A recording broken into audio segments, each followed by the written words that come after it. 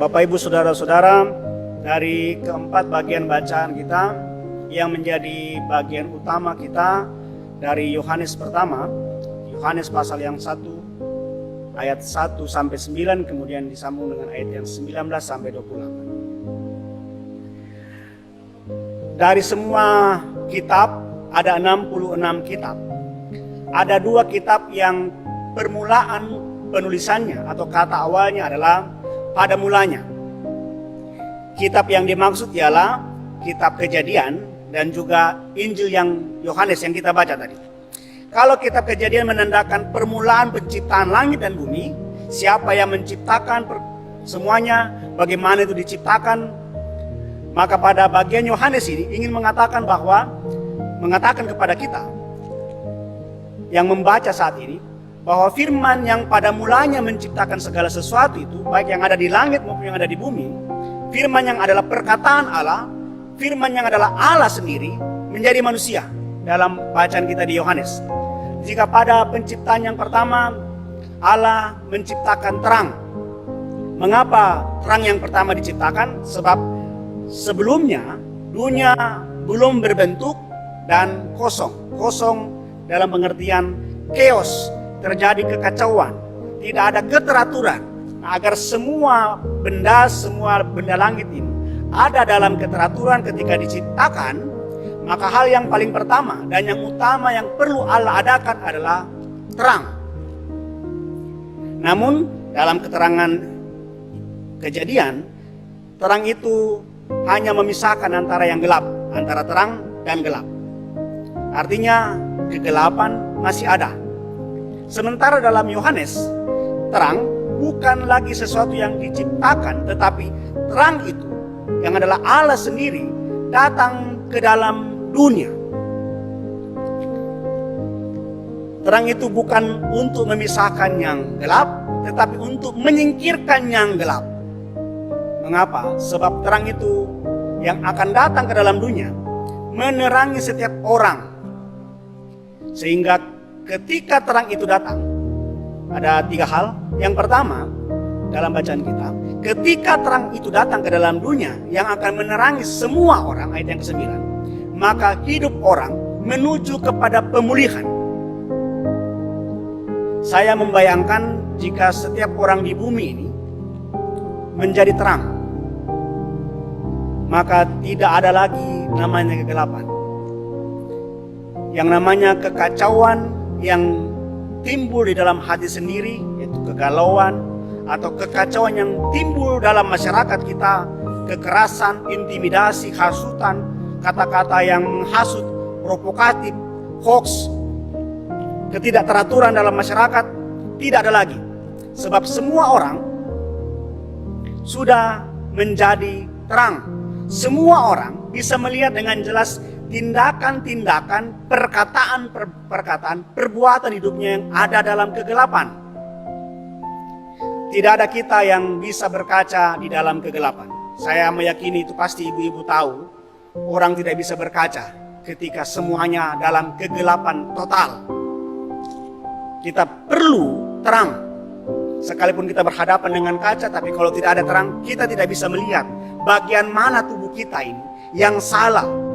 Apakah baju saya yang sudah salah, kancingnya belum ada, atau ketika saya bergincung mungkin sudah tempat lain yang kena gincungnya. Kita tidak bisa melihat diri kita kalau tidak ada terang. Nah, mati lampu saja 1 jam, orang sudah maki-maki petugas listrik.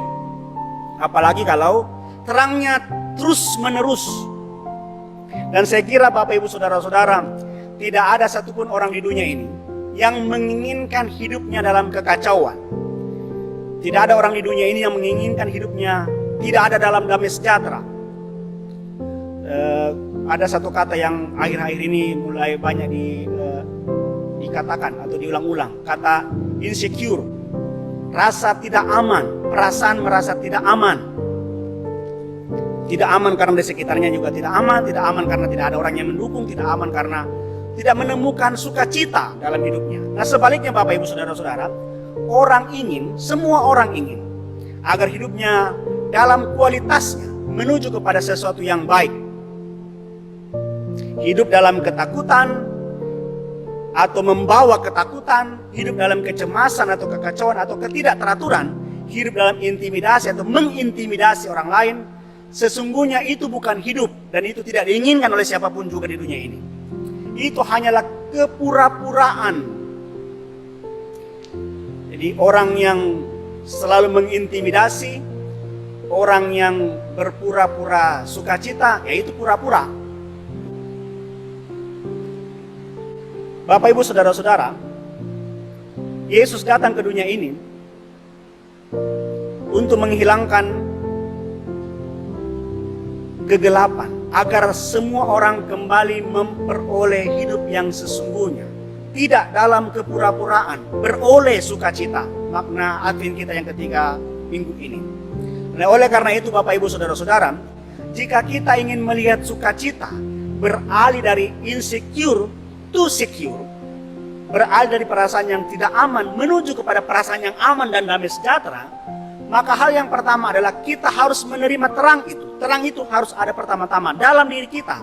Terang itu adalah Kristus itu sendiri. Nah, semua orang, Bapak, Ibu, Saudara-saudara, punya sisi gelap dalam hidupnya. Tidak ada yang tidak. Namun sisi gelap dalam kehidupan kita di masa yang lalu, yang mungkin hanya kita yang tahu saja dengan Allah, itu sudah lalu. Dan dengan pertobatan di hadapan Allah, ketika terang itu datang, maka kita membiarkan Allah untuk menata hidup kita kembali. Hidup kita yang lalunya dalam kekacauan, ketika kita serahkan kepada Allah, maka Allah akan menata hidup kita dengan baik.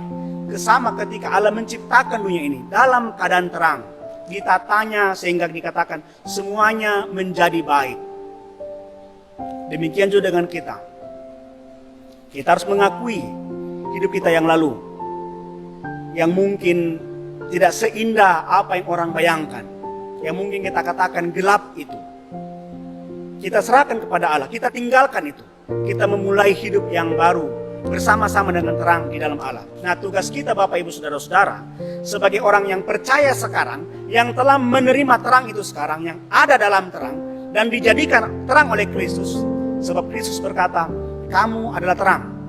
Kristus tidak berkata, jadilah terang. Tapi Kristus berkata, kamu adalah terang. Kita sekarang adalah terang yang akan terus memancarkan terang. Tugas kita memancarkan terang. Seperti doa seorang rahib, dikatakan orang suci oleh orang saudara-saudara kita Katolik, Fransiskus dari Assisi. Dia berkata begini dalam doanya, jadikanlah aku pembawa damai. Bila terjadi kebencian, aku membawa cinta kasih. Bila terjadi penghinaan, aku membawa pengampunan. Bila terjadi perselisihan, aku membawa kerukunan. Bila ada kebimbangan, aku membawa kepastian. Bila ada kesesatan, aku membawa kebenaran. Bila ada kecemasan, aku membawa harapan. Bila ada kesedihan, aku membawa kegembiraan. Bila ada kegelapan, aku menjadi pembawa terang. Lebih menghibur daripada dihibur. Lebih mau memahami daripada harus dipahami. Lebih memilih mencintai daripada terus dicintai. Itu kata Fransiskus dari Assisi. Dan dengan demikian ketika terang itu datang Bapak, Ibu, Saudara-saudara, maka hal yang kedua, hidup kita harus membawa kesaksian. Kalau kita memperhatikan ayat yang ke-19 sampai 23 bacaan kita dalam Yohanes tadi. Yohanes pada dirinya tidak mau mengatakan bahwa dirinya lah nabi yang disebut sebagai Mesias itu kepada orang lain. Sekalipun Bapak, Ibu, Saudara-saudara, dia punya kesempatan untuk mengatakan ataupun mungkin berbohong kepada orang yang bertanya bahwa memang dialah Mesias, tapi dia tidak mempergunakan kesempatan itu untuk dirinya sendiri, untuk mencari nama, mengambil alih kemuliaan Allah. Jadi dia dengan rendah hati mengatakan, bukan saya. Nah, Bapak, Ibu, Saudara-saudara, seringkali berita tentang terang itu, terang yang datang, ditutupi oleh gemerlapnya dan mewahnya ibadah-ibadah Natal kita yang bulan Desember ini banyak dirayakan.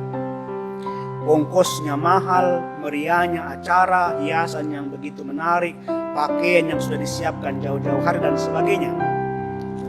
Orang kemudian beralasan bahwa itu adalah wujud ekspresi sukacita Natal. Tapi saya mau katakan, itu bukan yang menjadi utama. Sebab ketika itu menjadi yang utama dalam perayaan kita, dalam ucapan syukur kita, dalam setiap sukacita yang kita rayakan, maka sesungguhnya tanpa sadar kita menggeser, mengalihkan, bukan lagi fokus kepada terang itu, tetapi kita mengalihkannya kepada diri kita sendiri, kepada gereja kita, bukan kepada berita Natal yang sesungguhnya. Nah, itu pun hanya mungkin ya sukacita kalau kita hanya fokus kepada diri sendiri, ya paling tidak itu hanya fokus pada bulan Desember saja. Setelah bulan Desember ya kita kembali kepada hidupnya masing-masing. Padahal Kristus mengatakan, berita Natal hari ini mengatakan kepada kita, terangmu harus bercahaya. Jadi bukan hanya bulan Desember saja kita mengalami sukacita, kita mengalami pertobatan diri, kita mengalami penyangkalan diri, tapi sepanjang kehidupan kita itu harus terjadi. Nah, kadangkala hanya terjadi pada bulan Desember saja. Sepertinya orang tidak merasa sukacita dalam merayakan dan menyambut terang Natal itu ketika anggaran Natal tidak besar, kalau Natalnya tidak meriah, kalau hiasannya kurang.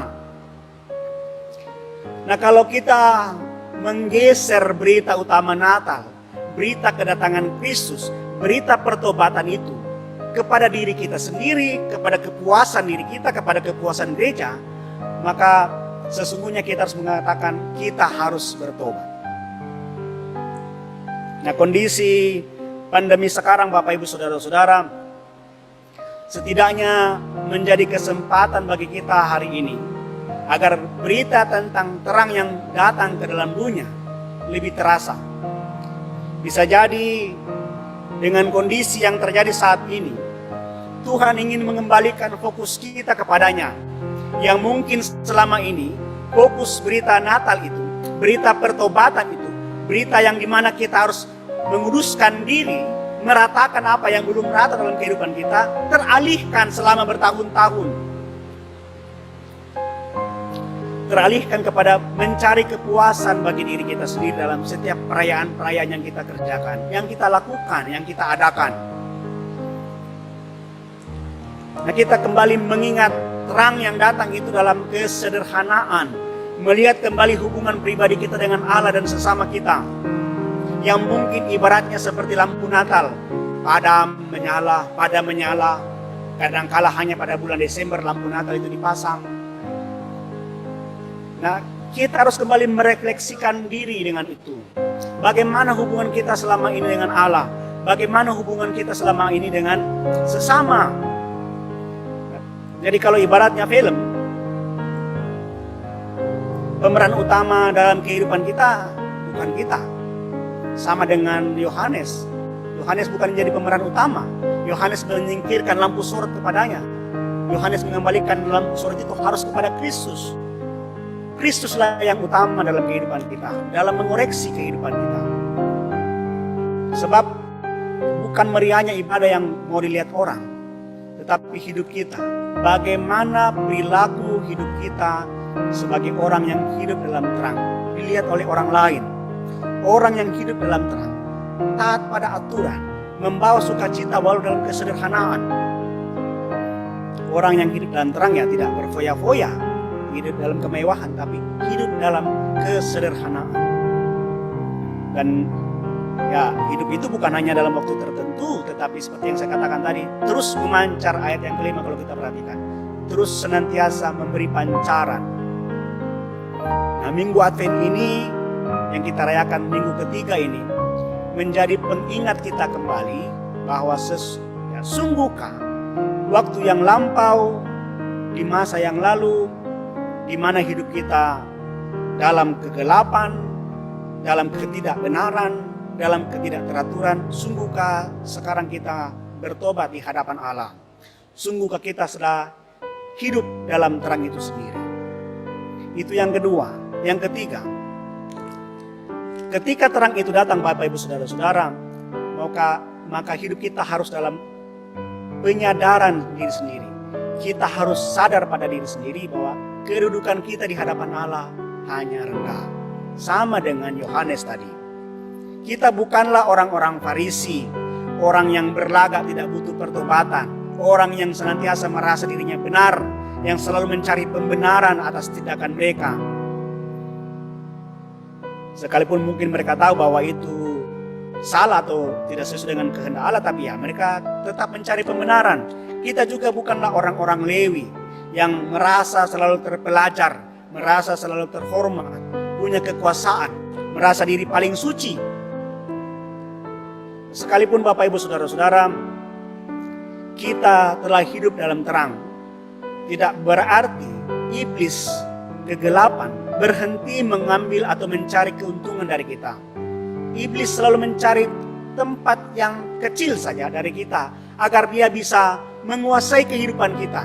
Ketika kita jatuh dalam kesombongan, pada saat itulah iblis masuk. Iblis mengintip lewat kesombongan hati kita, kesombongan rohani kita.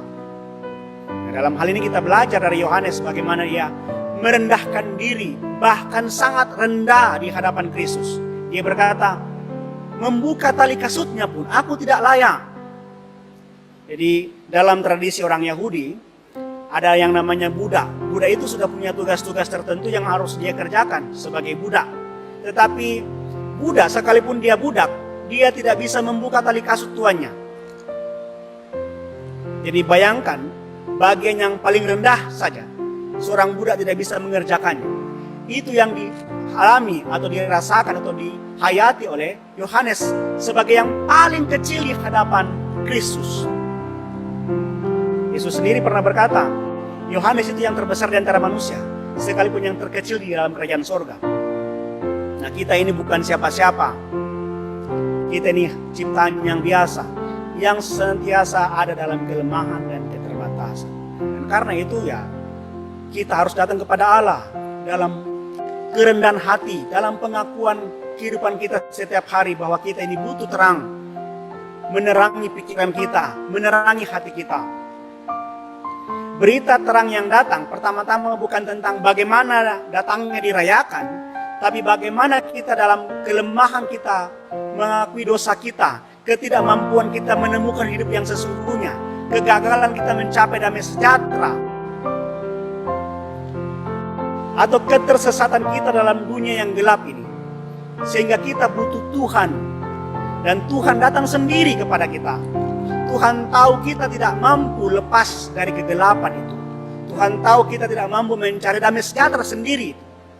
Dan karena itu Tuhan datang sendiri dalam dunia, menjadi terang, memperlihatkan kepada kita mana bagian kehidupan yang lebih baik bersama-sama dengan Allah. Bagaimana kita menemukan damai sejahtera, bagaimana kita menemukan sukacita ada bersama-sama dengan Dia. Karena itu mengakhiri renungan ini saya mau mengatakan, Bapak Ibu Saudara-saudara, mari datanglah kepada terang itu. Datanglah kepada Kristus yang kita rayakan Natalnya pada bulan ini. Dan sambil kita menunggu kedatangan yang kedua kalinya, dengan harapan agar semua orang dan kita juga menerima Allah, hidup kita memancarkan kasih karunia, memancarkan kebenaran, sehingga orang, semua orang dapat melihat terang yang abadi itu. Dan kemudian semua orang mengakui terang itu dalam kehidupan mereka setiap hari. Amin.